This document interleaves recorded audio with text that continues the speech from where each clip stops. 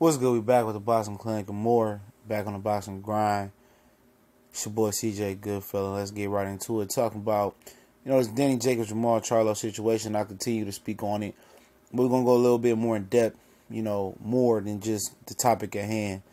But HBO Peter Nelson told Danny Jacobs to create demand for potential fight with a potential rematch with Triple G or Canelo fight. Basically, he told Eddie Hearn, Peter Nelson is the head of HBO Sports, obviously on HBO, that, they need to create demand for that fight, and that means they need to create some type of buzz where the fans want to see Danny Jacobs versus Triple G again, want to see Danny Jacobs versus Canelo Alvarez. And basically, if you decrypt that, he's not going to force Canelo Alvarez to face Danny Jacobs.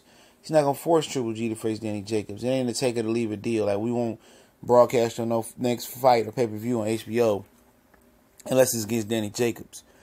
And I don't know if Danny Jacobs and Eddie Hearn is grasping that, but basically what they're doing is playing prevent defense. And what I mean by that is they're basically playing it safe with opponents, hoping to land that fight, hoping to get the winner of that fight, which is not going to happen. Because if Triple G win, he want to go become undisputed with, Billy Joe Saunders. And he has a mandatory Jamal Charlo. And Jamal Charlo's already said they got to pay him a lot of money to step aside. So Triple G is only going to pay a lot of money for a step aside if it's versus Billy Joe Saunders for undisputed champion. And if he's going to fight Danny Jacobs, I don't think he's going to pay step aside money for Danny Jacobs because Jacobs don't come with the cachet of Billy Joe Saunders. And obviously, WBC might not even grant an exception because Danny Jacobs don't have a title. So Danny Jacobs, I don't truly think they understand that position they in. They not in bully ball position. And if Canelo wins, they already gonna set up a fight with him and the winner of Gary Spike 07 and David Lemieux potential fight. They're creating for the Triple G and Canelo rematch on the undercard. So that's the way he gonna go. Then he'll probably defend a couple mandatories with the WBA to IBF. He's not gonna fight Danny Jacobs, trust me. It's a bad style matchup. And obviously he'll have a mandatory Jamal Charlo, which, he gonna try to avoid as well. And he has the money in deep pockets to keep Charlo on ice and pay him to step aside, okay?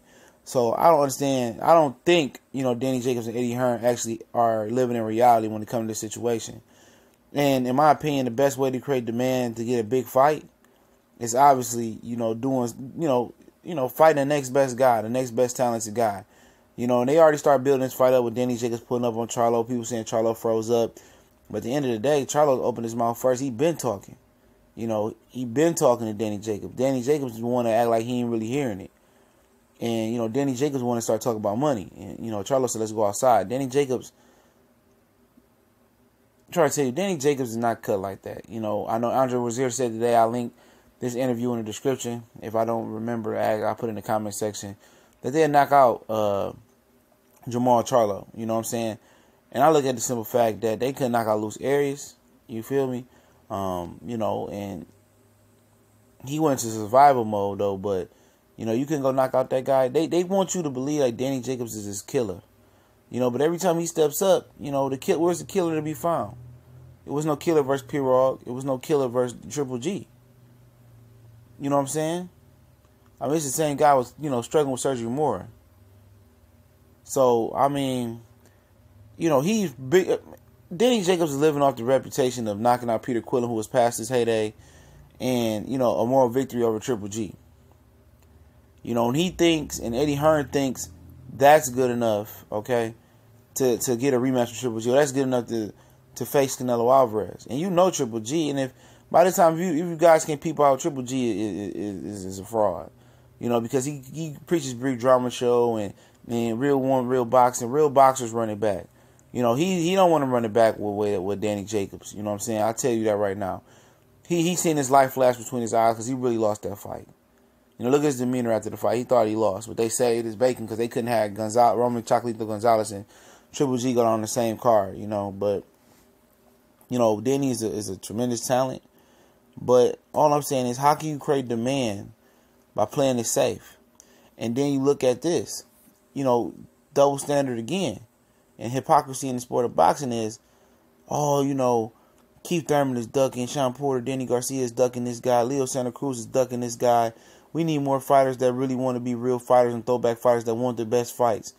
Well, you got Charlos. You know, the two Charlo twins, Jamel and Jamal, they want the best fights. You know, oh, they loudmouth, they don't deserve this and they that. At the end of the day, I mean, you can't have it both ways. You can't say, God, you know, you can't say, oh, I want somebody to really go for it and truly test to be great. And then turn around and say, oh, no, not the Charlos, man. I don't like them, man. They loud, obnoxious, and stuff like that. At the end of the day, remember, this is an entertainment business as well. You know, if they don't talk, then guess what? They don't get fed. You know, if they don't put the pressure on other fighters to fight them and put them on notice, then what happens? Then you saying mother suckers out there saying, wow, the Charlo's 33 years old and they didn't step up and fight nobody. You know, they ain't trying to fight nobody. See, it's damn if you do and damn if you don't. And that's everybody across the board for pretty much fact. You know, if they didn't talk, then they ain't trying to fight nobody. They duck this guy, they duck that guy. But they talking, they being loud, they calling people names out, and people don't like it because at the end of the day, they don't like them. You know, they don't like the Charlos for whatever reason. And they know, and then if they wasn't a threat, you know, people wouldn't pay them no attention. You feel me? Oh, you know, this guy beat them. But since they a threat and they know they can wreck some shit up, and they can wreck some of their favorite fighters up, you know, people don't want to see it. They don't make sure, oh, they ain't fought nobody, they did this and they did that. How can you do that if you don't get an opportunity? You know, they want the opportunity. If they not that good, well, shut them up. You feel me? You know, if they suck, if they garbage like a lot of people say they are, well, you know, you shouldn't have no problem with Danny Jacobs fighting them then. Well, you know, and all that. No, it shouldn't be an issue. It shouldn't be an issue. Not one iota. If they garbage and they sorry, and Team Danny Jacobs feel they gonna knock them out, either one of them out, Jamal Charlo out, well, make the fight happen. Make the fight happen. You know, the team that's making all the excuses saying what they gonna do and they gonna do this and do that, you know, do it then. Do it. Stop trying to play preview defense hoping for a Triple G and a Canelo Hail Mary pass. Because it ain't happening. You know, it ain't happening. You want to create demand, you gotta fight the next best opponent.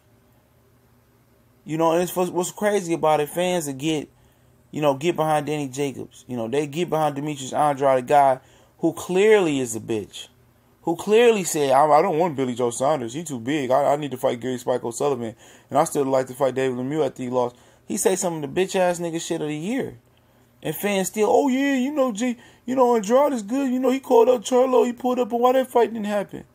You asking why a fight didn't happen, why a fighter is active in Charlo and fighting, and another fighter, and Andrade, is running from a guy that's 12-0 in Shevchenko, who's ducking, I don't want to Billy Joe Saunders. Who ain't fighting. You see how dumb boxing fans is, so how hateful they is?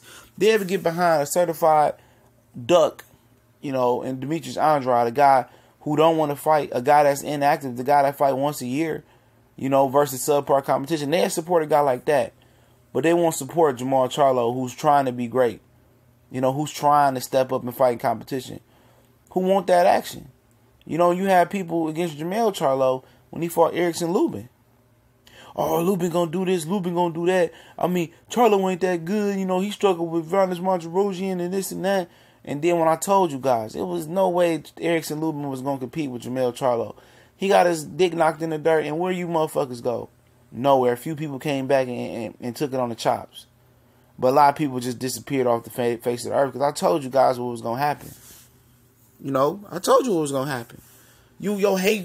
Fans' hatred for certain fighters cloud their vision. See, when they talk about predictions and people making predictions on threads, on social media, I avoid the dumb shit, man.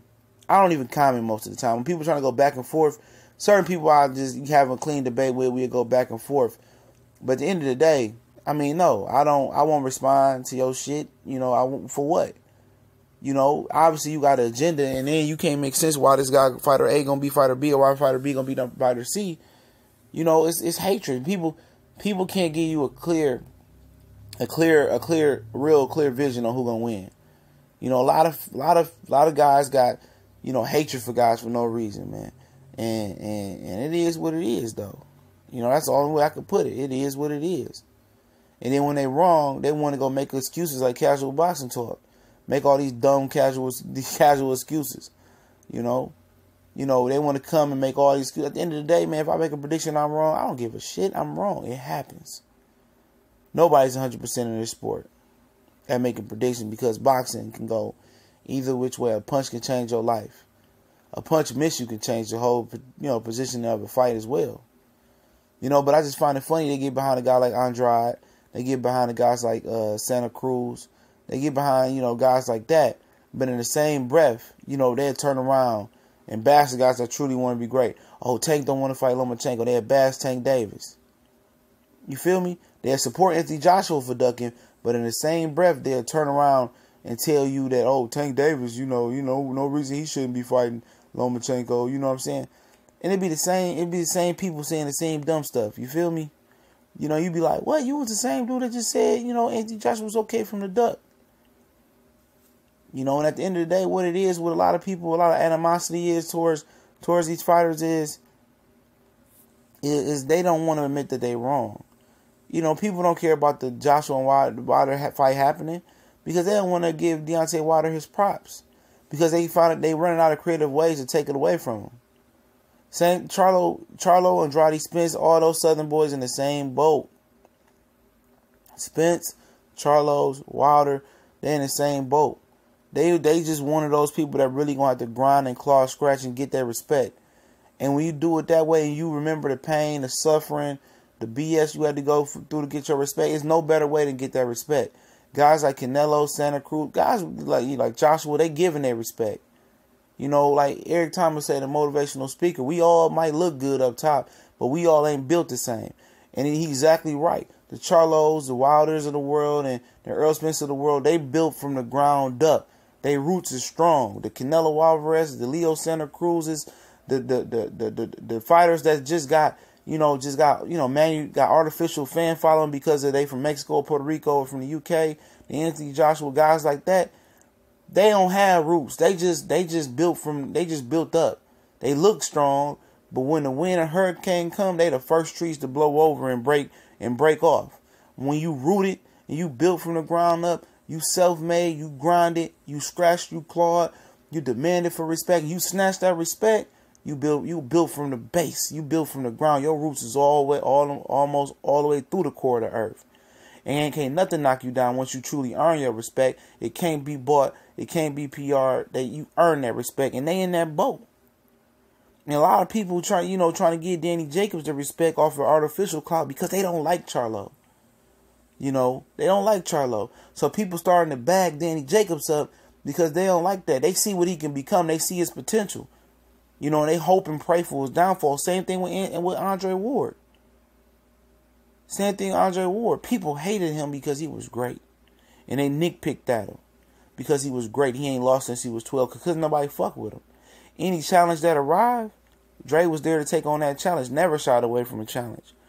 And they see that in the Charlo twins. They see that in Spence. They see that in Wilder. They see that in certain fighters that, they say you the best in my division. I want to beat you to be the best in my division. But they don't want to give them that respect. And that's good. You don't never want nobody to give you respect in a sport like this. You want to be the people that take the respect and snatch it away from them whole ass fans. And that's what you got with them. So will some succeed? Yeah. Will some fail? Possibly, yeah. But once they get that respect off y'all, man, I don't want to hear none of y'all saying decaps in the comment section trying to ride that train and hop on that train, man. Because at the end of the day, if you ain't with me in the beginning, don't grind with me now. If we ain't struggle together, we ain't gonna eat together. And that's what it is. Like I told you guys, same thing with Terrence Crawford. Only reason people truly getting behind Terrence Crawford is he was top rank. If the same Crawford was with Premier Boxing Champions, he was in that mix, he wouldn't have some of the fans he got. Really, guys really pick a side because you know what is going on. I don't like Premier Boxing Champions, this and that. But, same people that's being the biggest critics of Premier Boxing Champions, guess what? They be the same motherfuckers tuned in right before the fight comes on, or before Premier Boxing Champions come on, right? Be the same ones that say, I ain't watching Salco versus Danny Garcia, but it got 700K views, though. They'll be the same fans. They talk shit, but they be the first ones to watch it. So you got to watch these motherfuckers out here, man. Like I said, it's a lot of double standard. Don't fake the fun with these people hopping on Danny Jacobs bandwagon. It ain't because they like Danny Jacobs for real most of the part. They hate Jamal Charlo. That's what it is. They don't want to see that young brother succeed. And if he succeeds, then they don't want to give him that respect. But they got to, because he didn't snatch the respect off their neck like it was Red's chain. But y'all know what it is. It's TBC with real talk.